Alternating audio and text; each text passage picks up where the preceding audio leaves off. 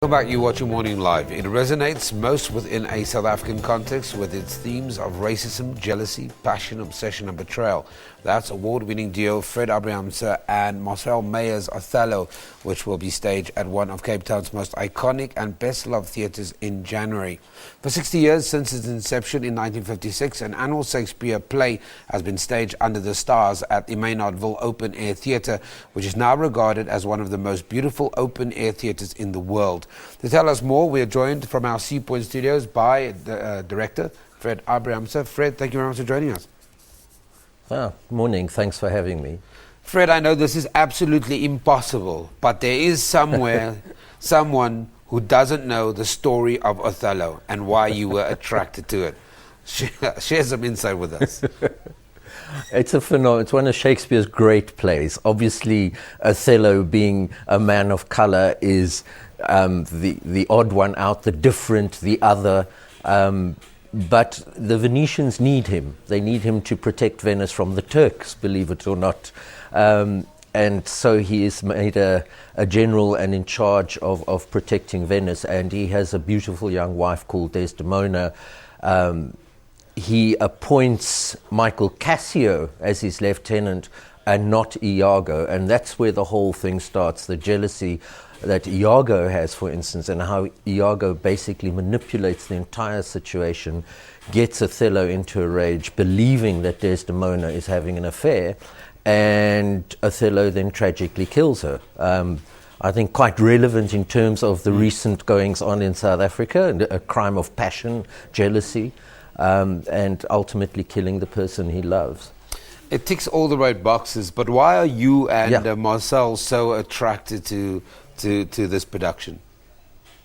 I think part of our company's manifesto is to keep the classics alive. I think it's also important to note that Artscape is presenting this production and it's part of their program for learners, because it is a grade 12 set workbook, and we've already sold 18 performances to school, so there's a great need for the learners to witness these plays live, as opposed to just studying the cold facts off paper. And it's coming back. It's its second season. It was hugely popular with learners, and they respond to the play. They love these classic plays. When we did Richard III, for instance, they booed when Richard got crowned.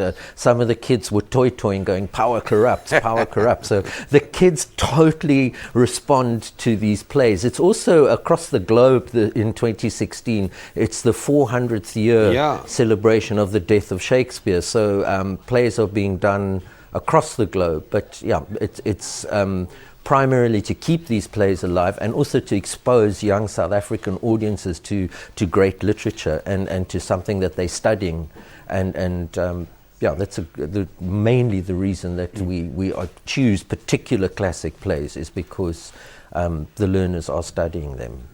Richard, what is it about Shakespeare's work that 400 years later people are not only staging them, but people are relating to them, that they are relevant in the current times we find ourselves? It just seems to, many times you can talk about a great playwright and you can say, well, it's time to honor him. But here's somebody who's created work that is relevant, that speaks to where we find ourselves. And you alluded to that yourself a little bit earlier in one of your answers. I think, we've got to acknowledge that Elizabeth I was a great ruler, but she was also a tyrant. If you disagreed with her, she removed you. So Shakespeare had a way of writing plays and getting under the skin of corruption and power and what that does about, he was a universal playwright. And I think the important thing is that Shakespeare, for a lot of South Africans, is intimidating because of the language. But we must remember that Shakespeare wrote for the people. If you look at those theatres, the Restored Globe in London, the huge section at the bottom is for the common man. He wrote for the common man, and he just had the ability to tap into what the common man was feeling about love, about jealousy, about injustice, about corruption, about power. So I think 400 years, if you look at the world, I mean, Eastern Europe, South Africa, all these countries coming out of dictatorships, countries in transition, looking at now current power and corruption, particularly in our country, I think it's incredibly relevant, and people respond to that. And it's also written in a way, you know, I always say for every time you point a finger, there are a couple of fingers pointing back at you. So they don't kind of, I think a lot of modern political players are very obvious, and it's, you know, open wide, here comes the message. Whereas I think he doesn't necessarily judge. He exposes things in a beautiful way and allows us to examine and go, I feel like that, I felt that, and I can identify with the characters. And his ability to get under the skin, particularly his evil characters. I mean, we all love Richard, we all love Macbeth, we all love Iago.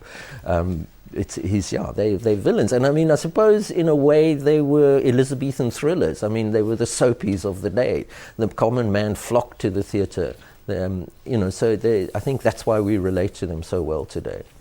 Fred, we've run out of time, but I like that term, okay. Elizabethan thriller. I think that's a clever way of stating it. Fred Abrahamse is the director of Othello, which opens at one of Cape Town's most iconic and best-loved theatres, Maynardville Open-Air Theatre, from the 26th of January to the 23rd of February. That is next year. So this will be the second time in Maynard's 60-year history that a play is revived by popular demand. Go get those tickets.